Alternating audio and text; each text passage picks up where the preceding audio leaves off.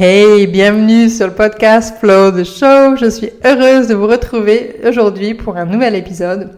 Nous allons aborder la thématique qu'est-ce que je fais, qu'est-ce que je dis lorsque on me dit que mes services ou mon produit ou mes produits sont trop chers.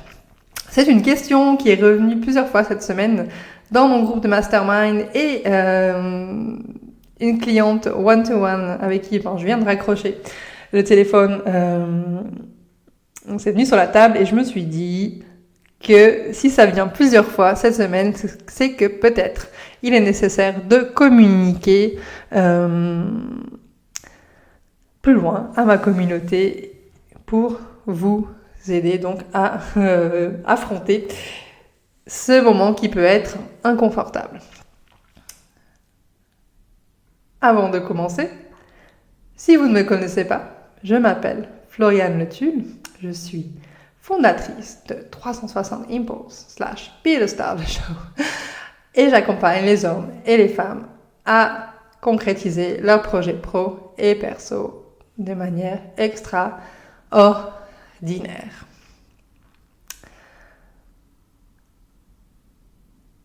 Donc, qu'est-ce que vous faites ? Qu'est-ce qu'on fait quand on nous dit « ton produit, il est trop cher » ? Est-ce qu'on dit « bon ok, c'est trop cher, je suis désolée, ouais. » Enfin, moi, pas. C'est pas comme ça que je réagis. C'est pas comme ça que j'ai envie que vous réagissiez. Moi, j'ai envie que vous réagissiez de façon confiante et en tant que leader. Je ne sais pas comment vous définissez vos prix. Et personnellement, donc je définis mes prix avec un processus assez simple qui requiert un petit peu de travail. Mais finalement, le processus est simple et je l'enseigne dans ma masterclass Money Makes Me Dance. La façon dont je décide mes prix fait que je suis confiante avec mes prix. Je ne regarde pas la concurrence, je ne regarde pas ce qu'il y a sur le marché, je ne dis pas hop, je prends ce qu'il y a sur le marché et je divise par 2 ou je multiplie par 3. Non, j'ai un processus bien précis que j'utilise et qui ne me trompe pas.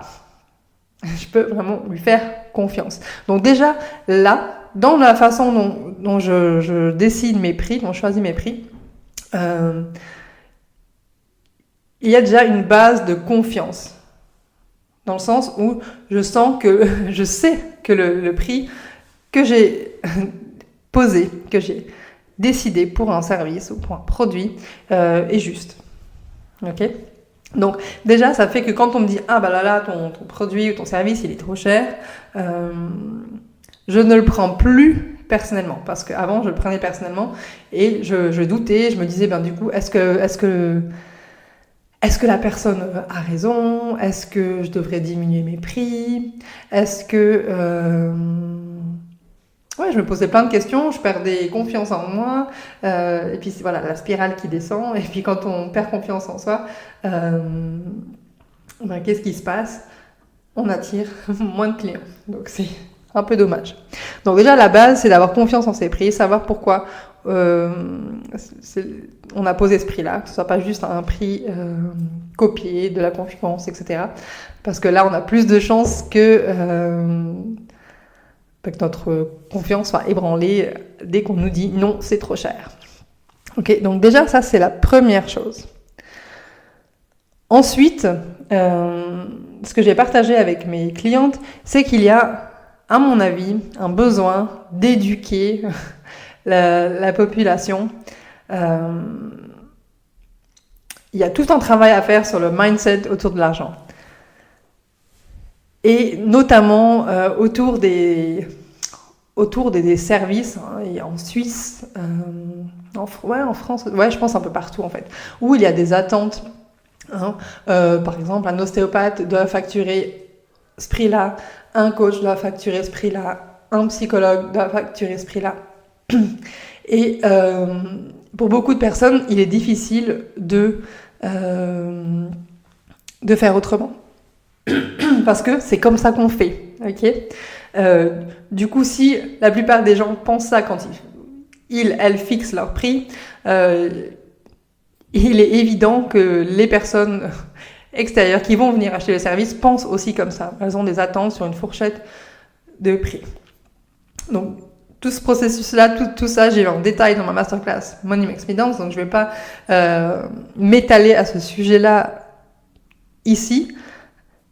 Je vais passer à la suite parce que j'ai quand même des solutions pour vous. Donc, quand on nous dit ton service, ton produit, il est trop cher, qu'est-ce qu'on fait ? On peut déjà dire, ok, moi personnellement, je veux servir le plus de monde possible, ok ? Il est important pour moi de servir les personnes qui sont réellement motivées à changer, à se transformer, à atteindre leurs rêves pro et perso, à avoir une meilleure hygiène de vie, à avoir plus confiance, à vraiment créer cette vie de liberté, la liberté d'être soi, la liberté de créer, la liberté d'inclure de plus en plus de joie, etc. Donc j'ai à cœur d'aider toutes les personnes qui viennent sur mon chemin et qui sont motivées à démarrer un travail. Ok ? Donc, ce qui se passe, ce que je dis à ce moment-là, c'est que, ok, cette somme-là est trop chère pour toi, je comprends. Néanmoins, j'offre une possibilité de payer en plusieurs fois sans frais. J'offre toujours une possibilité de payer en plusieurs fois sans frais. Ça dépend le montant, des fois c'est en 12 fois, des fois c'est en 6 fois, des fois, et encore, ça dépend pas forcément du montant. J'ai eu des clientes qui sont venues vers moi pour un montant qui me semble plutôt petit, en dessous de 200 francs par exemple, et qui ne pouvaient pas payer en 2 fois ou en 3 fois. Donc, exceptionnellement, j'avais fait en 6 fois. Et c'est ok, la personne a pu acquérir mon service. C'était même un produit, c'était une formation en ligne et qui était c'était une offre promotionnelle et elle était à moins de 100 francs. Donc, c'est ok. Et la personne a pu faire le processus et a pu avoir des résultats en payant en plusieurs fois. Donc pour moi, c'est complètement ok. Donc toujours offrir la possibilité de payer en plusieurs fois et sans frais. Bon, c'est vraiment quelque chose qui est important. Je trouve qu'il y a beaucoup de paiements en plusieurs fois qui engendrent des frais. Et j'avais fonctionné comme ça à un moment donné, où j'avais mis un petit supplément tous les mois et en fait, je trouve pas ça juste en fait. Ouais, pour moi, c'est pas juste. Donc ça, c'est personnel. Donc maintenant, excusez-moi, eh bien, je facture donc plusieurs fois sans frais pour les personnes qui en ont besoin. Donc ça, c'est une option. J'ai des personnes qui répondent à cela, oui, ok, tu offres un paiement sans frais, mais finalement, le résultat final à la fin de l'année, c'est le même montant. Donc c'est un trop gros montant pour mon budget. Donc dans ce cas, je dis, ok, je comprends, moi je vais pas offrir mon service gratuitement. Par contre, ce que je te propose, c'est cette option. Donc, j'ai en général une masterclass ou quelque chose qui peut faire que la personne peut décoller quand même. Donc, encore une fois, cette masterclass, cette formation en ligne, elle peut la payer en plusieurs fois. Si ça, c'est toujours pas possible pour cette personne, c'est ok, hein, on est tous sur un chemin et c'est ok. Moi, j'ai aussi été là, dans cette position où je ne pouvais absolument rien payer. Quoique je dis ça, mais en fait, c'est pas vraiment vrai. Enfin, si, j'ai été dans cette position, mais j'ai toujours trouvé les moyens. Ça a toujours été une priorité pour moi, parce que je savais que c'était clé à chaque fois que je prenais une décision, c'était clé dans mon développement. Donc, c'était une priorité. J'ai pris aussi des risques, mais voilà, ça, c'est un choix. Donc, si ensuite, même après cette proposition-là, on me dit, non, écoute, c'est pas possible. Toujours pas. Je dis, ok, moi, de toute façon, je suis toujours là. Tu peux revenir avec moi quand c'est possible, vers moi quand c'est possible. En revanche, j'ai des ressources gratuites qui peuvent déjà t'aider. Mes podcasts, ma newsletter. Ma newsletter, d'ailleurs, si vous n'êtes pas encore inscrit, inscrivez-vous. 360impulse.com, en bas de la page, vous pouvez vous inscrire parce qu'il y a toujours du contenu de qualité dedans. En tout cas, c'est ce qu'on me dit. Ensuite, j'ai le podcast, les vidéos sur YouTube, sur Instagram. J'ai mon blog qui est hyper fourni d'articles et aussi qui reprennent mes vidéos et mes podcasts. Donc, j'ai du contenu gratuit qui peut déjà aider ces personnes à transformer leur quotidien et à concrétiser leurs rêves pro et perso. Ok ? Ensuite, ce que je fais, de temps en temps, je fais des offres. Par exemple, j'ai une offre Black Friday en ce moment sur ma Sugar Talks. J'avais pas forcément prévu de le faire. J'avais vu, bien sûr, que Black Friday arrive. J'ai reçu plein d'emails à ce sujet. Mais je m'étais même pas posé la question. J'ai eu des années où je l'ai fait, des années où je me suis dit non, je le fais pas. Et là, c'était un non, mais j'avoue que c'était pas une décision. En fait, j'arrive pas à rentrer complètement dans cette colère autour du Black Friday, même si je la comprends, parce que je sais parce que je le sais parce que j'étais dans cette situation financière où le Black Friday, ça permet parfois d'acheter ce truc dont on a rêvé ou dont on a besoin, qui va être soldé. J'ai une amie hier qui m'a fait part que la BBC a fait une enquête sur 2 ans. Et apparemment, qu'est-ce qu'elle me disait ?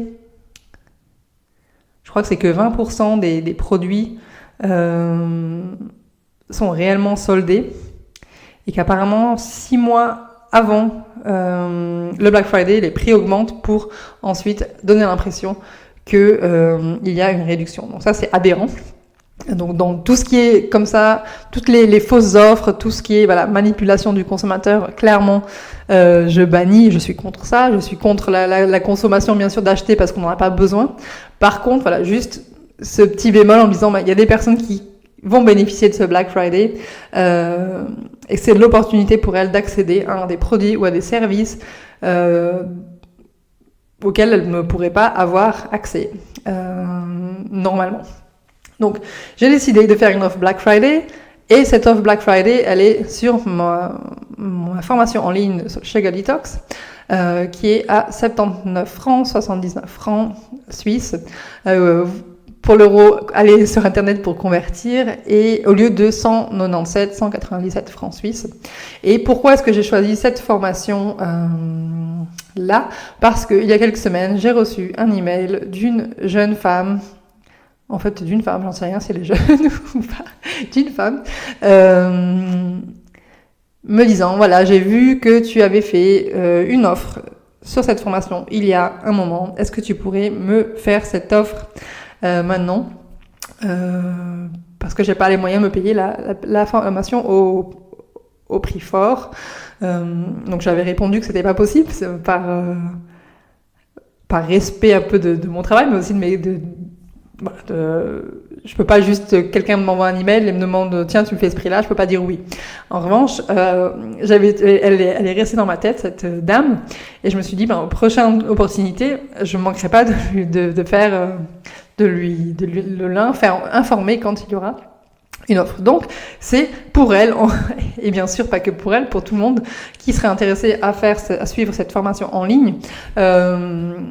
Mais c'est elle, ça a été elle le moteur de cette offre Black Friday en me disant il y a des personnes comme elle qui ne peuvent pas autrement payer un service, cette formation et donc pourquoi pas leur offrir un cadeau, voilà. Donc cette offre est valable jusqu'à dimanche soir, c'est une offre Black Friday. Donc Black Friday, il y a tout un truc autour de la consommation, du marketing, anti-marketing, etc. Et oui, on peut regarder tout ça, et c'est vrai, c'est pas vrai, on peut discuter. Mais finalement, moi, je me suis dit, c'est l'opportunité, peut-être, d'aider quelqu'un à décoller. Voilà. Donc, c'est assez intéressant, ce truc de Black Friday. J'aurais pu en faire tout un épisode. D'ailleurs, j'ai pensé en faire, on verra peut-être. C'est intéressant parce que un petit peu comme l'épisode que j'ai créé sur le Less is More, vous pouvez écouter, je crois que c'est l'épisode 27, je sais plus. Il y a ce culpabilité autour de Black Friday, culpabilité des consommateurs, parce que Voilà, je fais partie de cette catégorie de consommateurs qui va acheter moins cher à Black Friday. Quelle honte! Je n'ai pas la possibilité d'acheter à prix fort. Quelle honte! Donc ça, je trouve ça pas cool. Et il y a aussi cette honte qui peut venir du vendeur, de la petite entreprise qui aimerait de contribuer, pouvoir aider des personnes qui n'ont pas la possibilité de s'acheter un service ou un produit, et de potentiellement, à travers cette aide, augmenter son chiffre d'affaires. Et moi, je vois pas le problème dans ça, parce qu'on doit tous vivre, on doit tous payer un loyer, on doit tous payer des factures. Et si le Black Friday aide des clients à acheter quelque chose de moins cher, et aide le créateur, la petite entreprise à augmenter son chiffre d'affaires ce mois-là, moi je dis pourquoi pas. On est dans une société où on a du mal à parler d'argent, on a du mal à dire que oui, je gagne de l'argent. Mais soyons honnêtes, on a tous besoin d'argent. Et c'est comme si c'était ok d'être salarié, de toucher un salaire et de toucher des augmentations. Et par contre, quand on est entrepreneur, là, il faut avoir plus honte, il faut se cacher, il ne faut pas parler d'argent. Surtout, ne pas parler d'argent. Si on a besoin d'argent, et on a besoin de beaucoup d'argent pour pouvoir vivre une vie décente. Qu'on aime parler d'argent ou pas, c'est un fait. Donc voilà, c'est un petit peu mon coup de gueule sur ça. Et ensuite, la dernière chose que j'ai envie de partager avec vous, c'est donc pour mon offre Black Friday, parce que je suis aussi un petit business qui a besoin de vivre et payer son loyer. Donc je mettrai le lien dans ce podcast, sous ce podcast, dans les notes. Et donc ensuite, la dernière information que j'avais envie de partager avec vous, c'est de demander à la personne si c'est approprié, bien sûr, pour votre service, j'ai envie de dire, plutôt qu'un produit dans ce cas-là, c'est de dire quel est ton budget? Parce que cette question, déjà, elle va confronter la personne à quel est mon budget et est-ce que je suis vraiment prêt à m'engager? Parce que j'ai remarqué des gens qui disent c'est trop cher et tout. Mais en fait, quand je te pose la question, mais quel est ton budget? Si je devais te l'offrir au prix de ton budget, qu'est-ce que ça serait? En fait, on fait un certain tri. Il y a des personnes en fait qui n'allaient de toute façon jamais s'engager. Elles n'ont pas de budget, ça ne veut pas dire qu'elles n'ont pas de budget dans leurs finances, mais elles n'ont pas le budget, elles n'ont pas pris la décision en fait. Dans leur cerveau, dans leur cœur, elles n'ont pas pris cette décision de passer à l'acte. Ok? Donc c'est pas le prix le problème, c'est qu'elles n'ont pas encore pris cette décision. Elles ne sont pas arrivées encore à ce niveau de conscience et de besoin. Elles ne sont pas prêtes encore. Et c'est ok, c'est un chemin. Pour passer en mode client, consommateur, acheteur, il y a un pas. Il y a un seuil à faire. Donc c'est ok, c'est-à-dire ok. Donc finalement, la personne prend conscience qu'elle n'est pas encore prête et nous, ok, pas de souci. En revanche, si la personne, et ça m'est arrivé, dit voilà, j'ai un budget de 500 francs, par exemple, ou 200 francs, ou 1000 francs, ou 10 000 francs,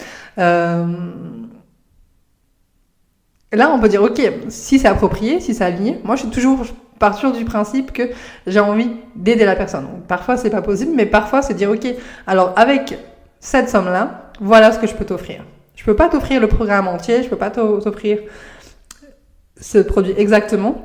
Par contre, j'ai la possibilité d'offrir cette partie, ou de faire, au lieu de faire un accompagnement sur X temps, on peut le faire sur X temps, et sachant que bien sûr les résultats ne seront pas les mêmes,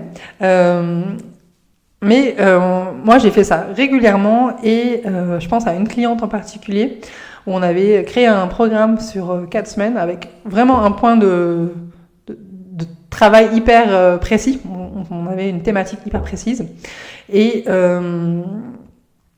en fait en un mois, en 4 semaines, elle a obtenu les résultats désirés parce que c'était hyper précis, hyper focus. Et bien sûr, elle aurait pu bénéficier de continuer sur le programme Star of the Show long terme, mais c'était pas possible pour elle à cette période-là. Et moi, j'étais super contente d'avoir eu cette idée et j'ai pu lui offrir donc ce dont elle avait besoin et elle a pu décoller, elle a pu passer au niveau supérieur dans la problématique qui était assez précise qu'elle rencontrait à ce moment-là. Et donc, on a pu vraiment travailler et elle a pu donc évoluer. J'ai un peu l'image d'une personne qui serait tombée en panne au milieu de la route et puis d'un coup ça y est, hop, elle a pu redémarrer et puis elle a pu se dégager la route et continuer son chemin. Et donc pour moi, ça c'était cadeau. Moi, j'ai encaissé de l'argent, bien sûr, et elle a obtenu des résultats. Donc c'est aussi de trouver un compromis, être assez flexible et continuer à opérer avec le cœur, hein. Pas être forcément rigide. Voilà mes prix, voici ma liste. Mais parfois, je dis pas le faire tout le temps parce que 1000 clients, moi personnellement, je fais pas d'offres personnalisées pour tout le monde et tout le temps. Mais ça m'est arrivé de dire, ben voilà, là je ressens que c'est vrai qu'elle a une thématique assez précise. Et là, j'avais ressenti qu'en un mois, on pouvait vraiment faire quelque chose. Et en effet, en un mois, on a vraiment fait quelque chose. Notre dernière séance a été beaucoup remplie d'émotions par rapport au changement qu'elle avait vécu.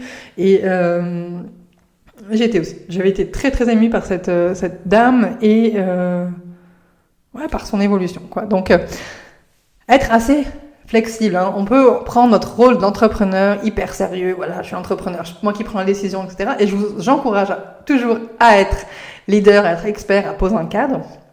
À l'intérieur de ce cadre, on a une fluidité, on a la créativité, on a du jeu, on a de l'humanité, etc. C'est essentiel.